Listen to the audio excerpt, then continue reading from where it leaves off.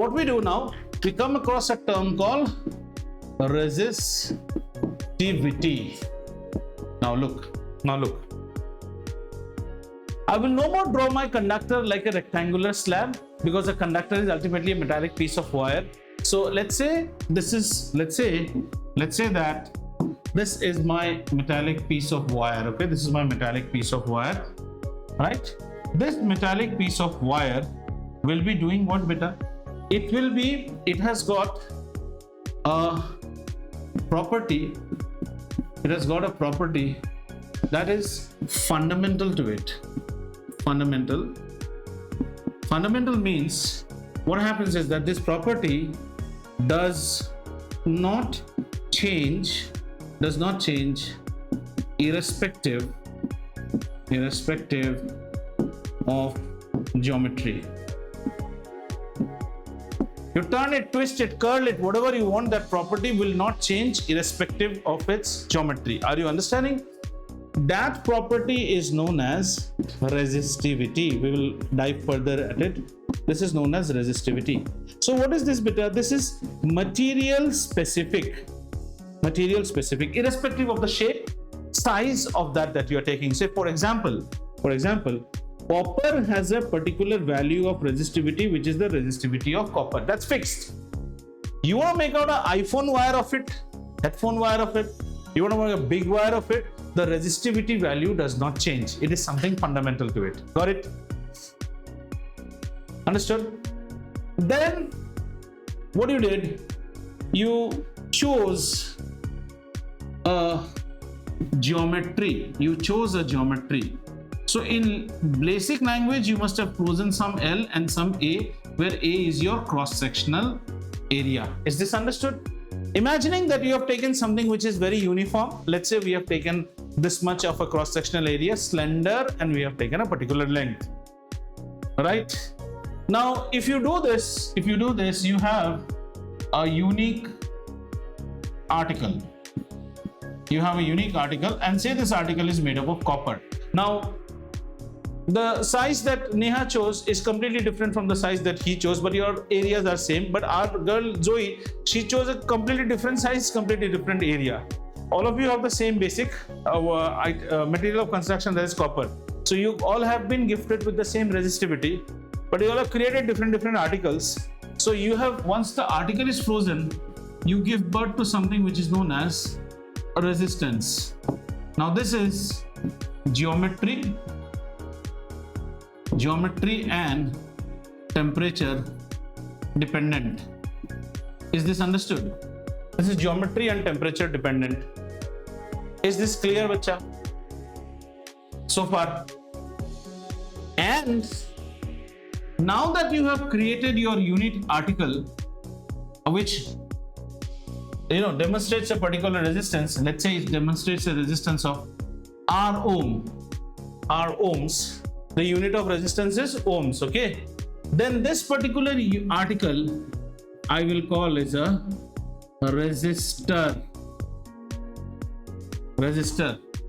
So I have a resistor, say something like Rx, which has a resistance of R ohm, made up of a material of resistivity rho.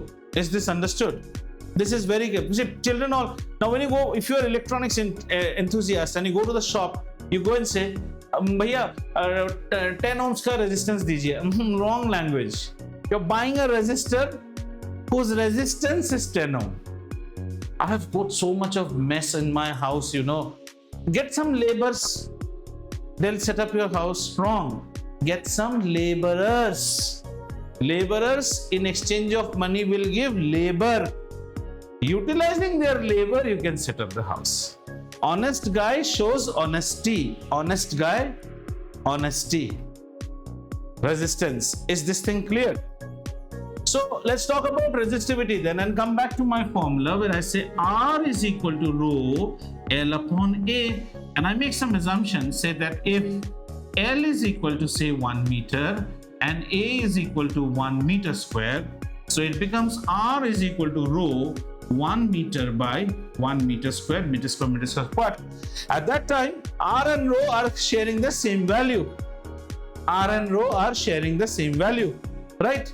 So how do you write? You can write rho is equal to R. The unit of R is ohm, and this is meter. Look, meter, meter square, ohm, meter, right? R ohm meter. Now, are we in a position to define resistivity? Resistivity is the resistance offered by a resistor or a conductor of unit length and unit cross-sectional area.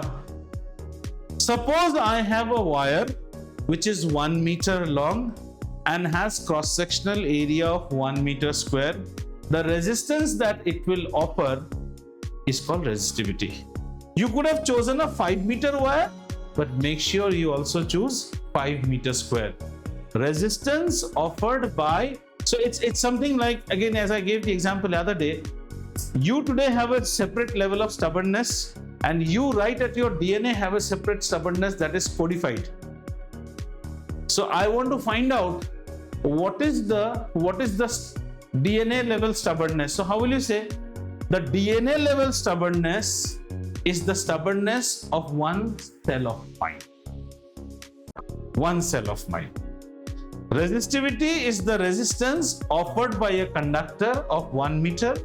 Rather than that, we'll say unit meter, unit length, not even meter, we'll say unit length and unit cross-sectional area. Does it make sense? So resistivity is something, child, you cannot change, right? All you can change is how you groom the child in the days to come. So what type of so sometimes I say that, look, copper is the best conductor of electricity. What makes me make that statement? That is because by birth, copper in DNA is a good conductor. So copper's resistivity is low. Now you want to make wires out of copper? You're most welcome. Okay. So it became something like this. Look, I cannot afford copper. I don't have that much money, but I can afford aluminum. But you know, sir, aluminum's resistivity is more than copper. You're not selecting a good thing. Anyways, I can't help it because my budget is limited. At the end of the day, everything has to be techno-commercially feasible. I need to cater to a segment of people who are not going to pay for that iPhone level of headphones. They want the chalta firta headphones. So we have to compromise now. But we need good sound. So now we have to play on the geometry. Have you understood? Is resistivity clear with you?